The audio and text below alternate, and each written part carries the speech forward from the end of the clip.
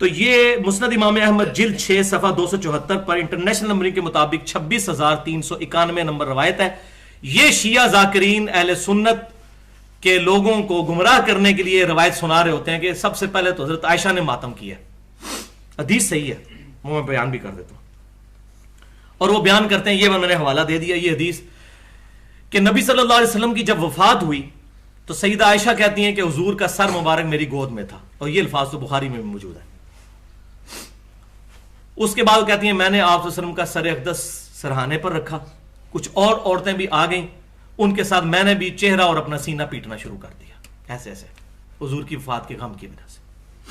वो कहते देखो अम्मा आयशा ने पीटा है। हदीस बिल्कुल सही है, ये हदीस ज़ईफ नहीं है, हज़रत आयशा का अमल है। तो पहली बात तो यह भाइयों कि यह हदीस ही आधी बयान की जाती है। इस हदीस में वो अल्फाज मौजूद हैं जो खुद ब खुद सैयदा आयशा का रुजू इसमें साबित कर देंगे। वो अल्फाज क्या हैं? वो कहती हैं मेरी नासमझी और कम उम्री का वबाल था कि जो ये मैंने किया। मेरी नासमझी और कम उम्र तो 18 साल ही थी ना, तो जिस बात पे मैं काबू, छोटे बच्चे होते हैं जैसे, जिस बात पे काबू नहीं रहा तो उनका मेरी नासमझी थी, वरना तो कहती हैं कि मेरी नासमझी मतलब ये मैंने बड़ा अच्छा काम किया। तो ये रवायत नहीं बताते। यहां भी हमारी अकेडमी में भी कुछ एक शिया जाकिर आए थे आज से 2 साल पहले, तो रवायत मैंने कहा बिल्कुल है, लेकिन तुम्हारे मौलवियों ने भी, जिस तरह हमारे मौलवी हमें आधी हदीसें सुनाते हैं, तुम्हारों को भी आधी सुनाई हुई है। ये पूरी रवायत पढ़ो, मुस्नद इमाम अहमद हमारे पास पड़ी हुई है कि मेरी नासमझी थी और मेरी कम उम्री थी जिससे ये काम मुझसे सरजद हो गया। तो ये तो रुजू साबित हो रहा है इसमें, ये तो हमारी दलील है। लिहाजा अगर कोई बंदा जज्बात से मगलूब होकर इस तरह के काम कर लेता है, हम उसको बिद्ती नहीं कहते, हज़रत आयशा को हम कोई बिद्ती नहीं कहते, लेकिन खुदा के लिए पहले डिक्लेयर करें, अपनी अवाम को बताएं मिंबरों से कि अगर कोई नासमझी में करेगा और बेवकूफी में तो तब ही ये ठीक है, अगर कोई नासमझी में करेगा और बेवकूफी में तो तब ही ये ठीक है, अगर कोई नासमझी में करेगा और बेवकूफी में तो तब ही ये ठीक है, अदरवाइज जो अक्लमंद है तो ये काम ना करे, ये काम हराम है, और हदीसें उनको वो सुनाए जो मातम के खिलाफ है। हक कोई करे ना, ताकि जो पढ़ा लिखा बंदा है उसको तो गेम समझ आए कि ये कम उम्री और नासमझी का नतीजा ये होगा, तो वो तो कम से कम इस तरह की हरकतों से बच जाए।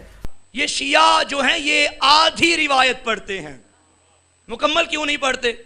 अच्छा, जब मुकम्मल की तरफ हमने रुजू किया कि मुकम्मल क्या है, और उन साहिब ने भी पढ़ी, उन्होंने कहा मुकम्मल रिवायत ये है कि बीबी ने आगे ये लिखा है कि बीबी ने फरमाया ये जो मैंने मातम किया था ये मैंने नासमझी में किया था क्योंकि मेरी उम्र कम थी। जानते हो नासमझ किसे कहते हैं? ये किसी शिया आलिम ने पढ़ा होता ना तो मैं FIR कटवा देते। भाई आपकी किताबों में लिखा कि बीबी फरमाती है मैं उस वक्त नासमझ थी जब रसूल जा रहे थे। बीबी की उम्र थी 18 साल उस वक्त, और बीबी ने फरमाया मैं नासमझ थी और नासमझी में मुझसे मातम हो गया। तो फिर आपने नासमझ से दीन ले लिया।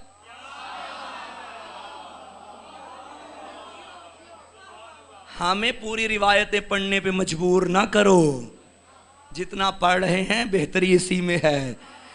हम बीबी को ना समझ नहीं कहते, हम बीबी को समझदार कहते हैं। ना समझ तुमने कहा, किताबें अपनी देख लो। उम्मुल मोमिनीन थी, बीबी समझदार थी, मातम भी समझदारी में किया था। सलवात पढ़े मोहम्मद वाले मोहम्मद की जात।